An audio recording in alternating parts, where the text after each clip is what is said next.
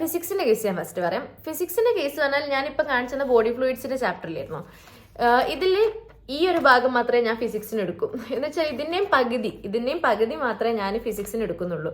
കാര്യം എന്താ വെച്ചാൽ അത്രേ ഉള്ളൂ. എനിക്ക് ഇക്വേഷൻസ് മാത്രം ഞാൻ എഴുതും. നോട്ട്സ് ആയിട്ട് എഴുതാൻ ഫിസിക്സിന് എനിക്ക് അങ്ങനെ തോന്നിയിട്ടില്ല. ഇനിയിപ്പോൾ എന്തെങ്കിലും ഒരു കൺസെപ്റ്റ് എനിക്ക് മനസ്സിലാവാത്തുണ്ടെങ്കിൽ അതിനെ സ്പെസിഫിക് ആയിട്ട് ഞാൻ അതിൻ്റെ ഈ ഒരു പേപ്പറിനെ കുറച്ച് ബാക്കി എക്സ്ട്രാ അങ്ങനെ ബാക്കിൽ ആഡ് ചെയ്യും. അത്രേ ഉള്ളൂ. അല്ലാതെ ഞാൻ നോട്ട്സ് ആയിട്ട് ഫിസിക്സ് നമുക്ക് അതിൻ്റെ ആവശ്യമില്ല.